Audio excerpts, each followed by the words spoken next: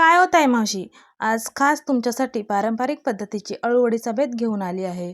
अळूवडी जर तुम्ही या पद्धतीत एकदा बनवली तर परत परत बनवसाल आणि ही अळूवडी खाताना घशात रुतणार नाही आणि घशात ओढल्यासारखं होणार नाही. या पद्धतीत तुम्ही बनवली तर लगेच व्हिडिओ शेवटपर्यंत बघा. आवडल्यास लाईक करा, शेअर करा आणि सबस्क्राईब करायला मात्र विसरू नका.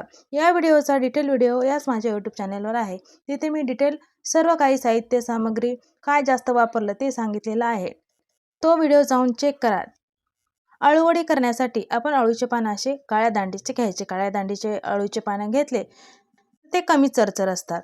त्यासाठी आपण इथं बॅटर रेडी करू. मी इथे अर्धी वाटी बेसन, अर्ध्या वाटीला कमी तांदळाचं पीठ घेतलं आणि त्यामध्ये खोबरा, हिरवी मिरची, लसण, कोथिंबीर, जिरं टाकून छान मीठ टाकून बॅटर हे रेडी केलं आणि अळूचे पानं घेतले. अळूच्या पानाच्या शिरा ह्या जाड होत्या म्हणून लाटणं त्यावर फिरवलं आणि रेडी केलेलं बॅटर त्यावर लावलं. हे बॅटर सगळीकडे समान लावायचं. कुठे पातळ कुठे जाड असं नाही लावायचं. या पद्धतीत एकदा जर तुम्ही ही अळूवडी बनवली तर परत परत बनवत चाल. आपण अळूवडी बनवतो तेव्हा ती थोडीशी रुतल्यासारखी होते आणि घशात खवखवते. तर या पद्धतीत बनवा, या वाटणात बनवा. खूप सुंदर आणि छान लागते. एकदा बनवली तर परत परत बनवसाल. बघा या पद्धतीत अळूवडी तुम्ही बनवली तर तुमची अळूवडी फाटणार नाही, तुटणार नाही आणि लेअर पण त्याचे सुटणार नाही. कधी कधी असं होतं ना, अळूवडी बनवताना वाफवली की त्याचे लेअर सुटतात, तळताना त्याचे पदर सुटतात. या पद्धतीत तुम्ही केली तर परफेक्ट अशी पारंपरिक पद्धतीची अळूवडी ही खरपूस अशी रेडी होईल. बघा पूर्ण बॅटर लावलं आणि पानाला फोल्ड करून घेतलं आणि 15 मिनटं लो आचेवर मस्त याला शिजत घातलं.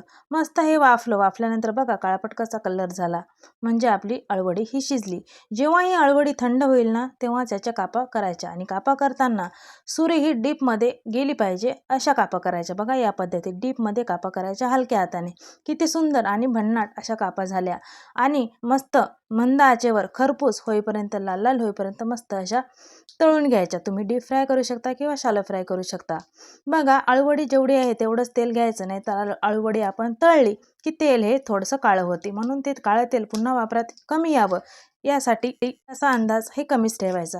बघा 2-3 मिनटं न धक्का लावता अळूवडी तशीच तेलात राहू द्यायची. 2-3 मिनिटानंतर मस्त हलवायची. बघा किती खरपूस आणि क्रिस्पी झाली, दिसायला सुंदर आणि खायला भन्नाट अशी अळूवडी सोप्या पद्धतीत झाली आहे. नक्की ट्राय करा. आवडल्यास लाईक करा, शेअर करा आणि सबस्क्राईब करा.